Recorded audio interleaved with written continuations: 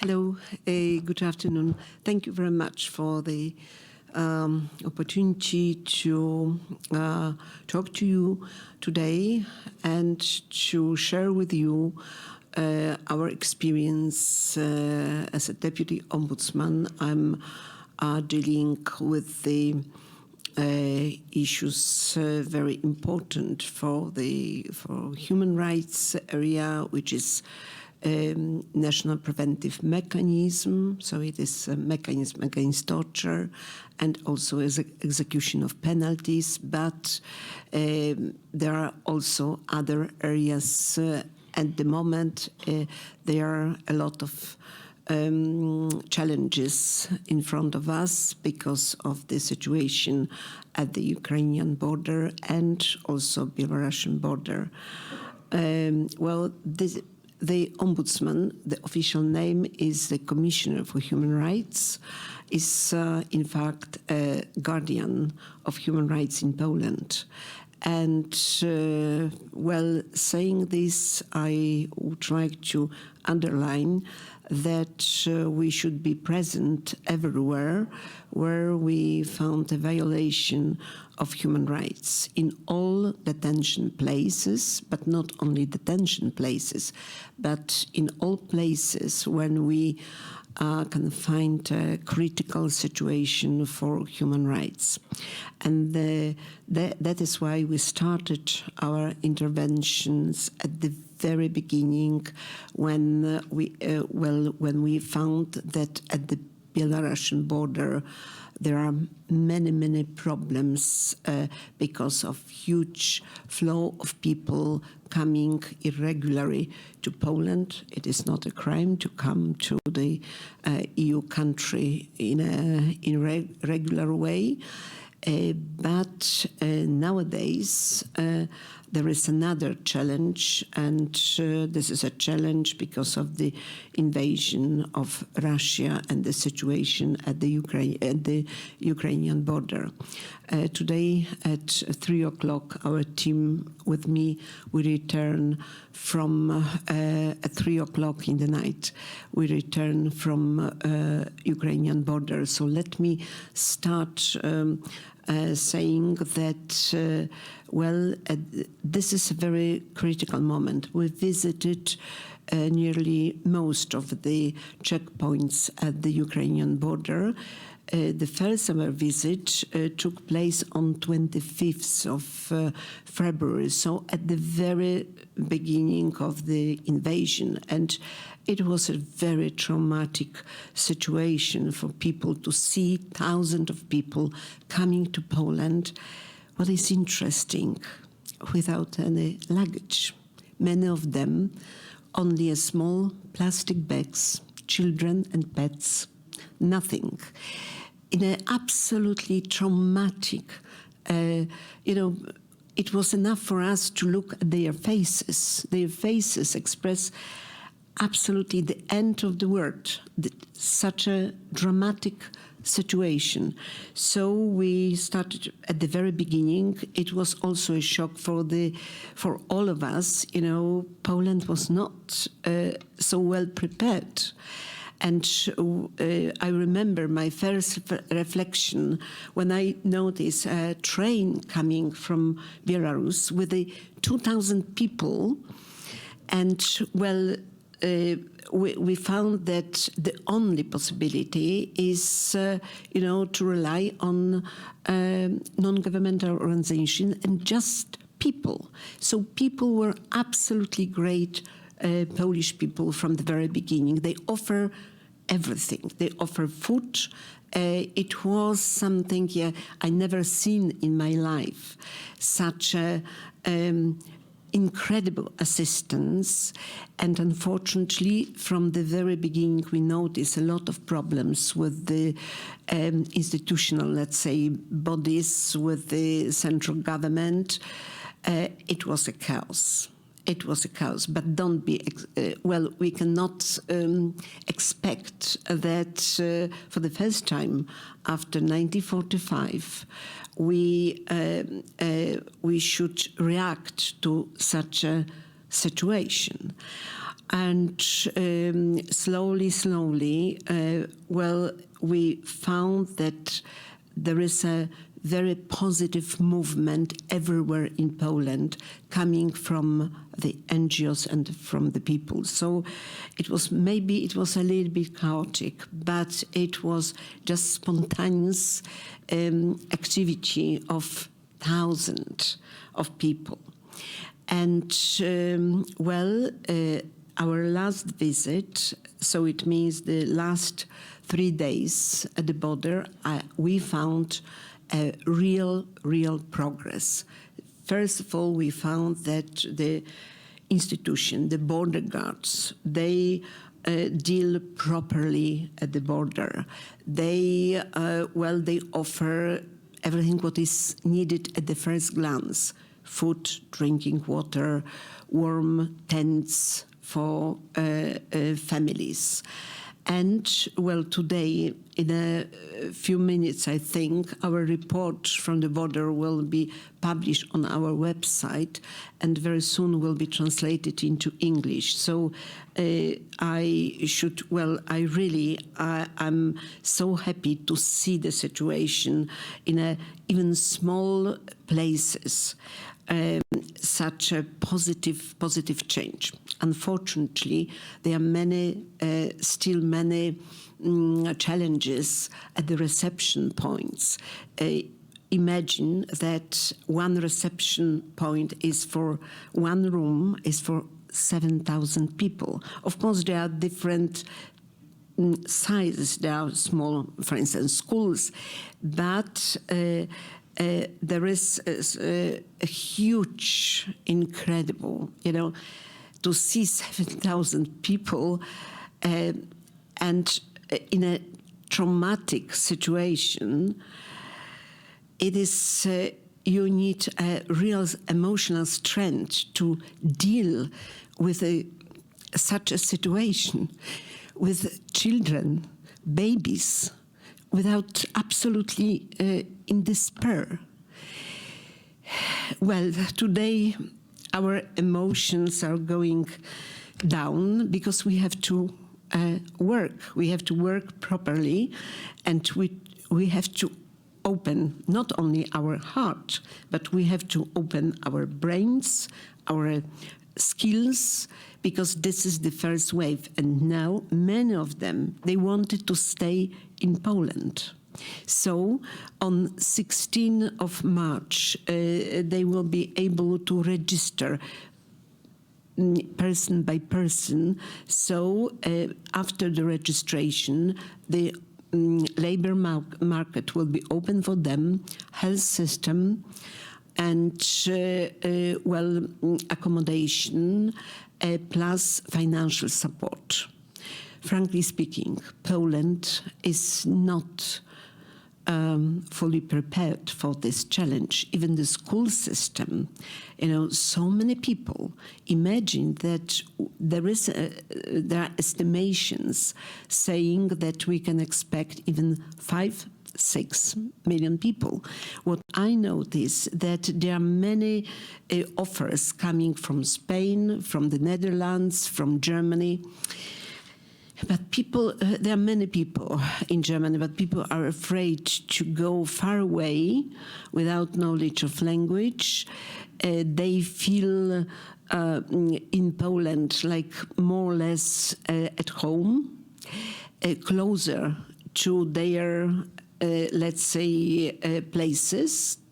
And they think that they will be able to return to Ukraine as soon as possible. So I tell you that, we expect, of course, a solidarity from many countries, and we expect also as very serious, strong support from the European Union, from the European Commission, and I deeply believe that this support will come very soon. Well, we have so many offers. I give you an example. We have a partner institution. Our partner institution is in Kiev. This is Commissioner for Human Rights in Kiev. Yesterday, a lady from the Kiev office, plus from the branch office in Lviv. They arrive at the border, and we offer them well, some kind of stuff and medicine. Medicine is really very, very needed. Hygienic materials, everything. Well, so they've been so really gratitude that they've got something, and the gesture of solidarity. So I would like to appeal to you to offer this telephone calls, something, well, a small gesture is extremely important. So I think that the picture of the situation in Ukraine is dramatic, but well, at least they feel support. They know that they will find in Europe, let's say, a safe place. There's another story about the Belarusian border. As you know, in Belarus, people they cross the border in irregular way because they cannot cross the border legally. So this is the only. And the situation at the Belarusian border is really very dramatic because there is, the border is, well, in the woods and also swamps. So very difficult to cross these border lines. And unfortunately, there is a law which we are totally against this legal regulation, which allows the border guard to use, unfortunately, very famous instrument, horrible instrument, pushback instrument. Pushbacks are contrary to the international law. No question about it. And that's why we started a real battle.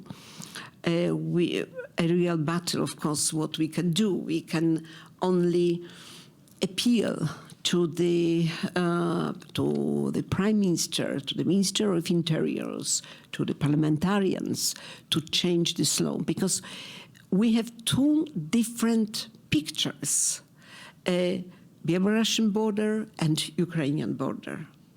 And at the Belarusian border, there are many, of course, many volunteers, and they try to help these poor people crossing the border in a horrible state, really, physical and mental state.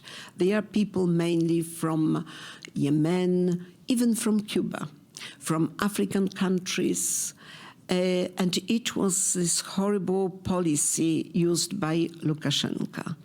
And very soon we expect a very important judgment of the European Court of Human Rights, where, well, we do hope to that the court will allow us to present amicus curiae, but there is a very important intervention, third-party intervention of Dunia Mijatovic. Dunia Mijatovic is the Commissioner for Human Rights in the Council of Europe. And she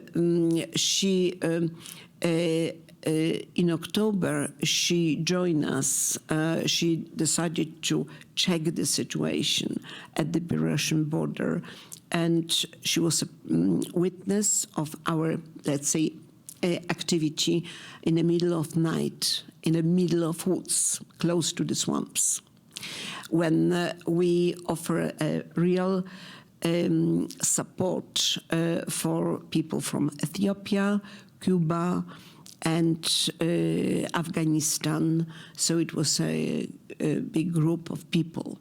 And then from the very beginning, these people, they declared that they expect to get international protection.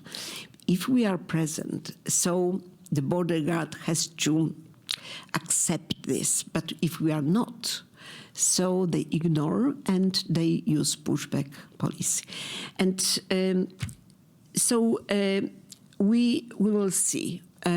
We are very stubborn to change the situation, and this situation really must be changed because it is inhuman and it is contrary to Geneva Convention, to the EU directives, and also to Polish Constitution and European Convention on Human Rights, Article 4, Protocol 4 to the European Convention of Human Rights. So we have a little bit mixed faces. I mean, a little bit confused. On one side, we have fantastic people and the border guard, very helpful. And everywhere, of course, individuals, and everywhere non-governmental organizations. Without them, it would be a disaster, absolutely disaster. But we have a very, let's say, I don't want to say inhuman phase, but I wanted to say inhuman policy. For many border guards, it is a real problem. We talked to them and they said, listen, we are in a trap. We know that we cannot, we shouldn't expel these people. We shouldn't, they are sometimes children. At the same time, if we protest against such a policy, we'll be expelled, our family from, well, we can lost our job, everything, and also it is also a criminal responsibility. But at the same time, to use this pushback and to apply this pushback, it's also a criminal responsibility. So I'm maybe it's a little bit too far to say that I'm not optimistic, but I do hope that after when the European Court of Human Rights will adopt the judgment, no question about it, that the judgment will support a permanent line of judiciary in the European Court, that it is violation of the European Convention. So the situation should be changed, absolutely should be changed. But now, well, our office and our, let's say, our staff, our staff is working 24 hours. There is no limitation. There is no, Sunday, Saturday. We are mobile telephone. We know what's going on two borders.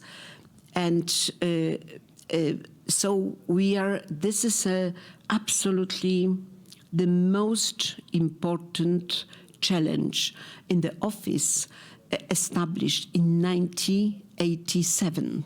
1987, before the transformation. So there are many, of course, there are rule of law problems and so on, but this migration challenge is critical. This is at the Belarusian border. It is not the migration crisis. It is humanitarian crisis. At the Ukrainian border, we are talking about the migration crisis. And